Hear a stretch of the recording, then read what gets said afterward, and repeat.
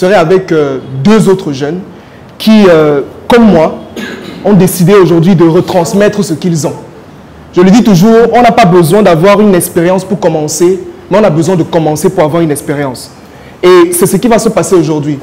On va vous partager en quelque sorte la petite expérience, à la toute petite échelle, que nous on a pu avoir. Je dis toujours, il y a deux catégories de personnes. Deux. La première catégorie de personnes, ce sont les personnes qui estiment qu'ils ont besoin d'arriver au niveau 10 pour se placer et parler devant les autres. Ce qui n'est pas mauvais, c'est bien. Mais il y a une deuxième catégorie de personnes qui estiment que au niveau 1, ils peuvent partager quelque chose. Parce qu'il y en a qui sont au niveau 0 et qui ne connaissent pas. C'est ça. Mon nom, je m'appelle Franck Debossi. Métier, je suis étudiant. Est-ce qu'il y a des étudiants dans la salle? Combien? Voilà, majorité. Ok. Je suis étudiant comme vous, mais je veux dire que quelque part, je suis cet étudiant qui a compris très vite qu'il fallait lever la tête. Qu'il fallait ne plus compter sur papa. Qu'il fallait ne plus compter sur maman. Qu'il fallait commencer à faire des choses de soi-même. Et à côté, parallèlement, je suis cadreur, monteur, community manager. Et j'ai tout simplement compris qu'on peut tout faire. Que quand on est jeune, on peut tout faire. Qu'on n'a pas le droit de se bloquer. Vous n'avez pas le droit de vous bloquer. Quand vous êtes jeune, vous avez l'énergie. Vous avez tout pour réussir. Je dis tout. L'énergie que vous avez actuellement, hein, à 70 ans, 40 ans, ça ne sera plus la même énergie. Quand vous montez l'escalier, qu'est-ce qui se passe? Vous montez vite, n'est-ce pas? N'est-ce pas? Quand vous montez l'escalier, vous remontez rapidement. Dans 10 ans, vous ne pourrez plus faire ça. Donc, quand vous avez l'énergie maintenant, apprenez, pratiquez, faites le maximum d'efforts pour faire des choses. Et ce que moi j'ai compris, qu'on peut tout faire. C'est pour cette raison qu'aujourd'hui, j'ai décidé je suis community manager, je suis monteur, je suis cadreur. À côté de ça, la chose à laquelle j'ai aspiré de faire ces derniers temps, c'est ce que je suis en train de faire maintenant. Moi, j'appelle pas ça souvent le coaching. Non, moi j'appelle ça le partage de connaissances. Le partage du tout petit peu de connaissances que j'ai. S'il n'y a pas les chaises, est-ce qu'on peut installer? Il y a les chaises là derrière. Vous pouvez juste enlever les chaises et installer. Oui, il y a même une chaise devant. Vous pouvez installer devant. Voilà. Ok. Comme je disais tantôt, à côté de ça, j'ai décidé de retransmettre les connaissances que j'ai. Pas parce que je suis un expert. Non. Comme je vous ai dit tout à l'heure, vous n'avez pas besoin d'une expérience de 100 ans pour commencer quelque chose. Non, ça c'est ce que la société vous a dit. La société a dit qu'il faut travailler pour quelqu'un pendant 20 ans avant de faire quelque chose. Mais non. Chaque jour que vous vivez est une expérience.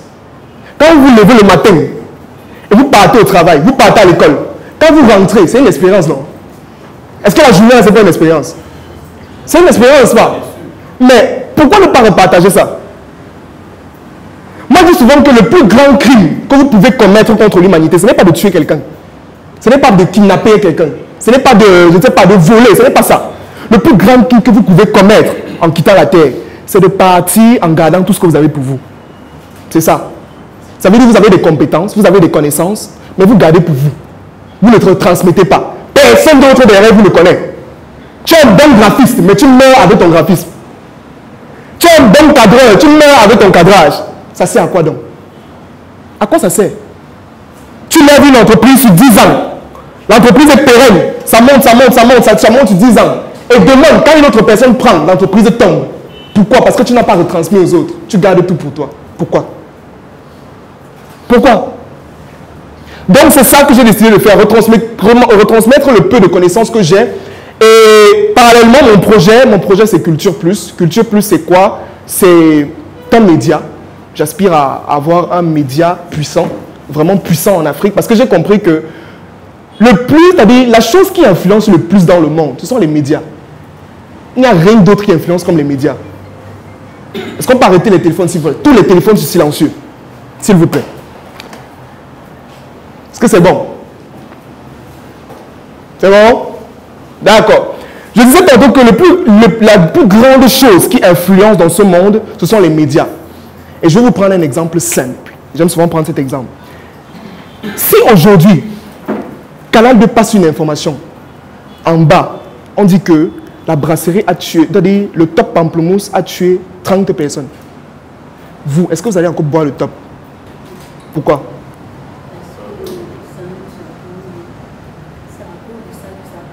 Qu'est-ce qui te prouve que c'est vrai? Tu as suivi l'information dans un média. Le média peut manipuler, ils peuvent vous manipuler comme ils veulent, parce qu'ils ont l'audience. C'est ce qui se passe au quotidien. Quand aujourd'hui, vous rêvez d'aller en Europe, c'est pourquoi? C'est pourquoi? C'est parce qu'à France 24, chaque fois, on vous montre la Tour Eiffel. On vous montre l'amour. Ils ne vont jamais vous montrer ce qui est mauvais. Jamais. Ils vont toujours vous montrer la belle valeur perçue qu'ils ont. Et vous faire croire que de l'autre côté, c'est bien à travers quoi? Les médias. À travers les médias, on peut influencer autant de fois qu'on veut. C'est pour cette raison que moi j'ai décidé de mettre sur pied un projet comme Culture Plus qui va être là pour retransmettre des astuces, que ce soit en entrepreneuriat, en motivation, en développement personnel et surtout par rapport à la culture africaine. On a commencé avec des émissions comme par exemple C'est Plus Motivation. Qui connaît C'est Plus Motivation? Oui, C'est Plus Motivation. C'est moi-même qui présente cette émission. Une émission qui a pour but de retransmettre une certaine énergie. Une certaine, faire croire aux autres, faire comprendre aux autres que c'est possible. Parce que s'il y a une chose que les gens ont cessé de comprendre, nous les jeunes, on a cessé de rêver. On a cessé de croire que c'est possible. Il y a des jeunes que leur vision, c'est d'avoir 500 000 le mois. Donc il sait que s'il a 500 000 le mois, c'est bon. C'est très petit. C'est pas un rêve ça. Les gens rêvent du milliard de dollars. Les gens rêvent d'aller sur Mars. Et toi tu veux 500 000 par mois. Est-ce que vous voyez l'écart? Ça veut dire que vous devez rêver. La première étape pour annoncer le changement, c'est d'abord le rêve. Si quelqu'un n'avait pas rêvé qu'il devait avoir un feutre comme celui-ci, il ne devait jamais avoir ça. Jamais. C'est parti d'un rêve. Il a rêvé qu'il fallait que je fasse ça. Et il a réalisé. Est-ce qu'on est ensemble? C'est ça. Donc l'émission C'est Plus Motivation est là pour faire comprendre aux gens que c'est possible. C'est encore possible de le faire. Il y a tellement, les gens disent que le marché est saturé. Il n'y a pas de marché qui est saturé. C'est là, la demande est là. Lancez-vous, allez-y. Faites ce qu'il y a à faire. Ça, c'est Plus Motivation. À côté, il y a d'autres émissions comme C'est Plus Elle. C'est Plus Elle, c'est une émission retransmise, comment dire, exclusivement pour les demoiselles, les femmes, les astuces féminines et tout le reste. À côté, on a C'est Plus Sport avec Edgar Toko et Christian Bilo. C'est Plus Elle, c'est la demoiselle qui est juste là derrière, qui présente. À côté, il y a C'est Plus Innovation. Vous avez vu l'émission que vous avez vue sur l'Institut d'art oratoire. C'est nous qui l'avons fait. Et dit souvent que commencez avec ce que vous avez où vous êtes. Ça, c'est la première chose que vous devez sortir ici avec. Commencez avec ce que vous avez et où vous êtes. Quand vous avez regardé l'émission C'est Plus Motivation et C'est Plus Innovation de l'Institut d'art oratoire, c'était comment? La qualité était comment? C'était bien, n'est-ce pas? Si je vous dis qu'on a tourné ça avec un iPhone 7, vous allez croire? C'est pas avec une caméra qu'on a fait ça. Ça avait un iPhone 7. Pour vous dire que vous n'avez pas besoin de 3 milliards pour commencer quelque chose. Non, commencez avec ce que vous avez. Commencez simplement à la petite échelle avec ce que vous avez. Ça, c'est la première chose qu'il faut comprendre pour entreprendre quand on est jeune. Parce que la première chose que vous bloquez, la première chose à laquelle vous calez votre cerveau, je n'ai pas le capital, je n'ai pas ci, je n'ai pas ça. Commencez à la plus petite échelle. Au niveau moins 1, c'est là-bas que vous devez commencer. Quand je faisais mes émissions au début, C'est Plus Motivation, quand on sortait pour tourner, il n'y avait pas de caméra. C'était avec les téléphones qu'on filmait. Mais on s'assurait juste qu'après le rendu soit exceptionnel. C'est tout. Mais quand on regarde ça, le gars dit que gars, mais tu utilises les caméras. Non, ce n'est pas les caméras. Il n'y a pas de caméra derrière ça. Il n'y a pas de caméra professionnelle derrière ça. Non. Ce sont les téléphones. Donc vous qui avez les iPhone 12, 8, 9, X Max, vous pouvez travailler avec ça. Vous pouvez faire quelque chose d'intéressant avec ça. Vous n'avez pas besoin d'avoir le milliard pour commencer. S'il y a possibilité de noter ça quelque part, notez. Ce n'est pas le milliard qui va faire que vous commenciez. Commencez même avec 10 000. Même avec 5 000, vous pouvez faire quelque chose.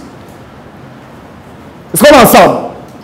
Ça, c'est Culture Plus. Mon rêve, c'est d'impacter le monde au maximum. D'avoir une salle comme celle-ci remplie de plus de 2 millions de jeunes. Oui, c'est ça mon rêve. Être devant 2 millions de jeunes et faire comprendre aux jeunes que c'est possible. Faire comprendre aux jeunes qu'on peut le faire, qu'on peut aller, et pas seul, ensemble. C'est pour cette raison que vous avez remarqué, depuis un certain temps, je ne fais plus les conférences seul. Je ne fais plus les conférences seul. Et dernièrement, j'étais avec Eman. Aujourd'hui, je suis avec Edgar et l'autre. Une autre fois, ça avec une autre personne. Parce qu'on ne peut rien faire seul. Cette salle ne devait pas être remplie, c'était seulement moi. C'est parce qu'il y a Victorien qui a partagé de son côté. C'est parce qu'il y a Edgar qui a fait la com de son côté. C'est parce qu'il y a Joker Mouna qui a mis aussi en statut. Ensemble. Je ne peux pas faire seul. Nous ne pouvons pas faire seul. C'est ensemble qu'on peut faire quelque chose. Est-ce que c'est bon? D'accord. Mes attentes, c'est tout simplement que vous soyez juste attentifs, qu'on puisse échanger. Je dis toujours que je n'ai pas le monopole du savoir. Je ne suis pas expert dans ce que je dis. Edgar qui va venir ne sera pas expert. Victorien qui va venir ne sera pas expert. Si vous connaissez plus que... C'est donc ça veut dire que vous sentez qu'il y a quelque chose que vous pouvez ajouter. On vous laisse la scène, vous venez. Vous nous dites. Vous nous dites que voilà, ici, je ne suis pas d'accord. Tu te dis pourquoi tu n'es pas d'accord. Mais ça ne sera pas un débat. On ne va pas faire les débats. Ce n'est pas Vision 4. On est d'accord, n'est-ce pas?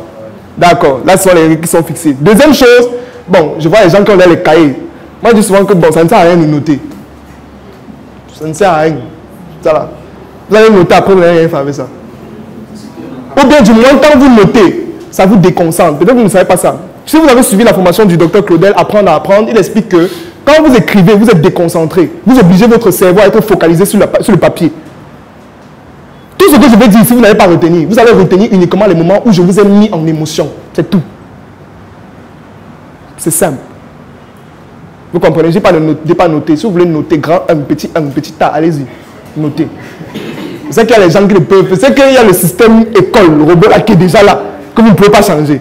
Allez-y, il faut copier, il n'y a pas de problème. Donc, comment entreprendre quand on est jeune? Ça, c'est une thématique extraordinaire.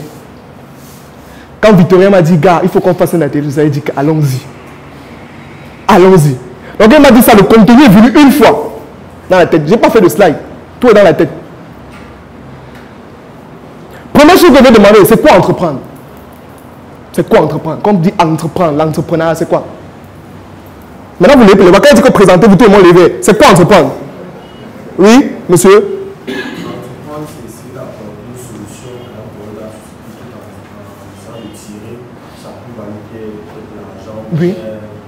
Un apport social. Un apport social, d'accord. Une autre personne? Oui, vous avez dit? C'est la même chose. Une autre personne, entreprendre, c'est quoi? Ok. Oui. Mettre sur pied une activité. Bref, dans sa définition, je crois qu'il a même tout dit. Solution, problème. Je ne vais pas revenir sur l'équation entrepreneuriale. Vous connaissez déjà ça. X, Y, Z, machin, truc là. Problème. C'est tout. Si vous avez un projet maintenant, la question que vous devez vous poser, fondamentalement, quelle est la solution que j'apporte à quel problème dans la société? C'est tout. C'est ça, entreprendre. C'est ça. Si vous ne pouvez pas répondre à cette question, vous n'avez pas de projet. C'est que vous n'avez pas de projet. Quel est le problème que je résous à partir de quelle société, à partir de quelle solution? Et la solution, c'est quoi? C'est votre entreprise, non? Et n'oubliez jamais, la finalité de l'entrepreneuriat, c'est de gagner l'argent. Ne vous perdez jamais dans ça. C'est de gagner l'argent. C'est qu'à la fin, j'ai gagné combien? C'est ça. Mais maintenant, vous devez comprendre que vous ne devez pas mettre l'argent devant. Si vous mettez l'argent devant, vous ne pouvez pas avancer. Les projets qui fonctionnent, ce sont les projets où on rend service à l'autre. J'ai localisé un problème. Je dois rendre service en faisant ça, en apportant telle ou telle solution. Est-ce qu'on comprend? C'est-à-dire que s'il y a les chaises, enlevez les chaises s'il vous plaît. Si vous pouvez enlever les chaises, vous mettez même sur les côtés, même ici. Ça serait top. Mettez les chaises comme ça. Vous allez voir qu'il y a encore beaucoup de personnes. Mettez les chaises comme ça.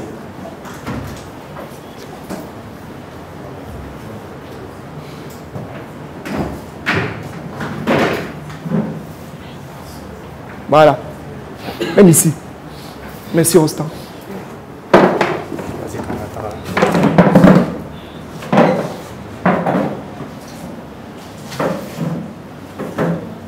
Voilà. Merci, merci, merci, merci, merci, merci. Donc, comme je disais tantôt,